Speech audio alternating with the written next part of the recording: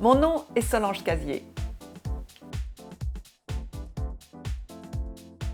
J'ai toujours aimé écrire, mais mes responsabilités familiales et ma carrière en administration et finance ne m'en ont tout d'abord pas laissé le temps.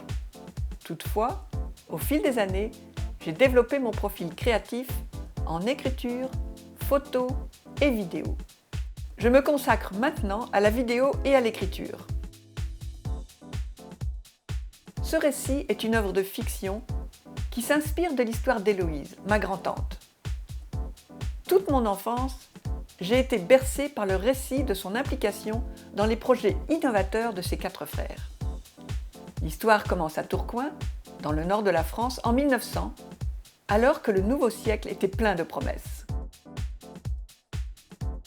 Il y a bien sûr Héloïse, et elle est déterminée, perspicace et veut participer à l'effervescence industrielle et technique qui habite les membres de sa famille. C'est une jeune femme qui cherche sa place au sein d'une époque faite de circonstances opportunes, mais aussi de grands sacrifices et privations. Elle a connu la Première Guerre mondiale, la Grande Dépression. Au milieu des épreuves, elle a aussi suivi la voie de son cœur qui l'a entraînée vers les arts, la poésie et l'espoir du grand amour.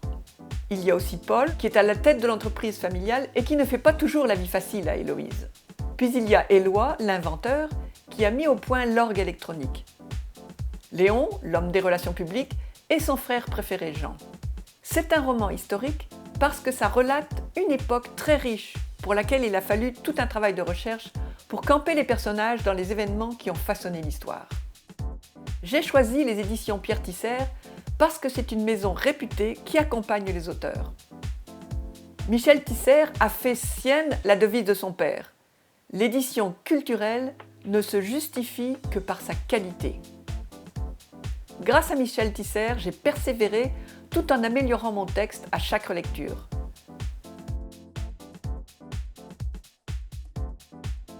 Persévérance, dévouement, passion, détermination et beaucoup de travail. Alors merci aux éditions Pierre Tisser de m'avoir accompagné tout au long de ce cheminement. En conclusion, pourquoi lire ce livre ?